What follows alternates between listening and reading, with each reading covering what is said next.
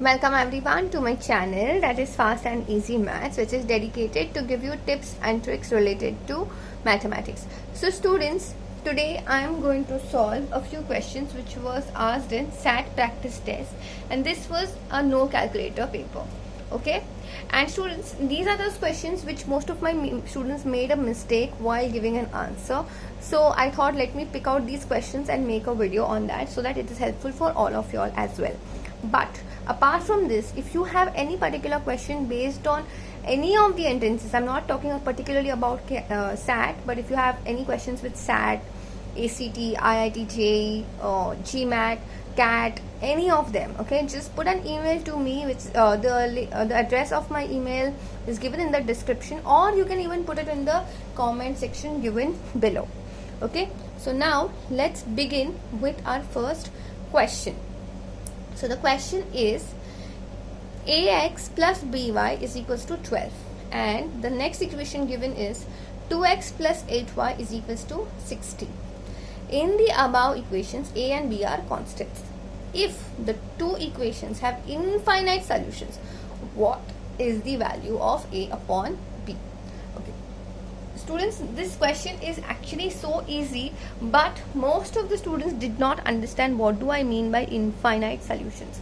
Okay, very basic understanding you need to always have is, if you have a linear equation, okay, that is of the form of ax plus by plus c is equals to 0, okay, that means this equation represents a straight line.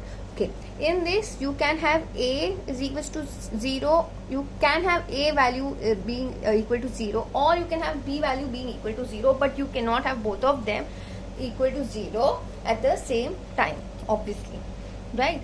So now you must be wondering, this equation and this equation is different. No, this is absolutely same equation form, because this is a general form of a straight line. Okay, so the general form over here also can be written as 2x plus 8y minus 60 is equals to 0. Similarly, this can be written as ax plus by minus 12 is equals to 0.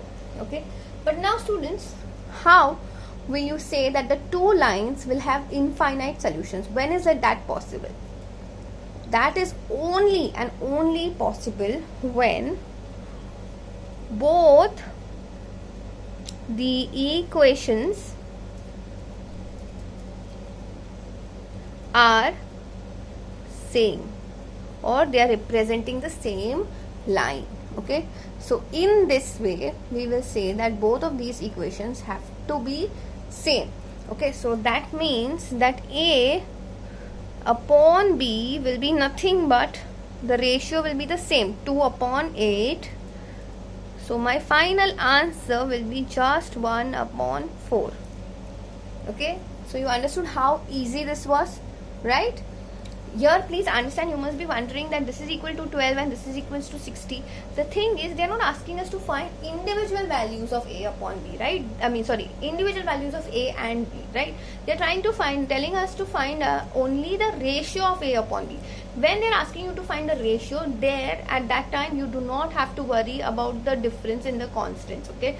Because the ratio will always be the same for both the coefficients of x and y when they are representing the same line.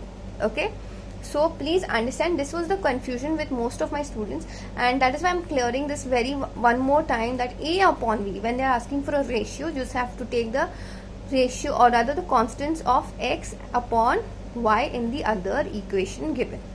Okay, now coming to the next question, which is 3x plus 4y is equals to minus 23, 2y minus x is equals to minus 16. I think this minus not being seen very clearly. This is minus. Okay, what is the value of x comma y to the system of equations given? Now students, here you could have very easily done it with simultaneous equations, but I'm going to show you a trick with which you will be able to solve these questions in matter of seconds. Okay, so now understand, here for you to solve any of this equation, you have to have the form of all the values to be one side and it should be equal to 0. So I'll write my first equation as 3x plus 4y plus 23 is equals to 0. The next one, I'll write the x below the x. Okay, so minus x plus 2y plus 19 is equals to 0. Most of my students did what? They multiplied this with 3 and then they started the normal way of getting your values. Okay, this is fortunately an easy equation, but what if here you had a value which was like more than, like, very tough to deal with, some if it was 119 or something like that. Okay, and if this was also like let's say 4, then what you would have done, right? So in this case I will show you a method with which you can solve any kind of simultaneous equation in matter of seconds. Okay, so how is that possible? We'll say x is equals to and y is equals to. The answer we'll try to put it in a fraction. Okay, now here the denominators for both of them will remain the same. So what you do in denominators is you will ignore the constants and you will cross multiply. So 3 into 2 is 6, 4 into minus 1 is minus 4, and the sign in between will also be minus. So you will eventually get 6 plus 4, which is equals to 10. Right? So both the sides, my denominator will become 10. Now, if we are trying to find the value of x, okay, so then in that case you will ignore the x column and you will again do the cross multiplication.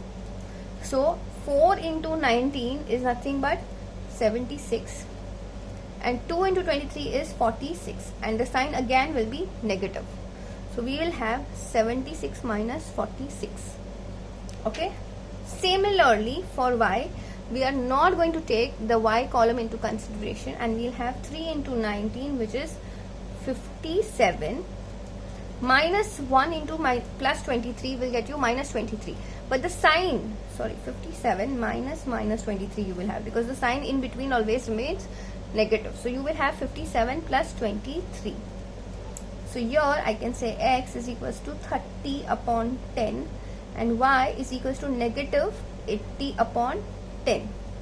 So we'll say x is equals to 3 and y is equals to minus 8. So my final answer will be just 3 comma minus 8. So you saw how easy this entire question became, right? You can actually solve this in matter of seconds. Only thing is that we are so used to using the simultaneous equations that most of the times we forget this method. But this method is much easier, especially while solving a non-calculator paper. Okay, so that's it for now. If you have any other questions or any doubts, please let me know so in the comment section, and do hit the like button because that gives me the tremendous amount of encouragement in doing these kind of videos. See ya, bye.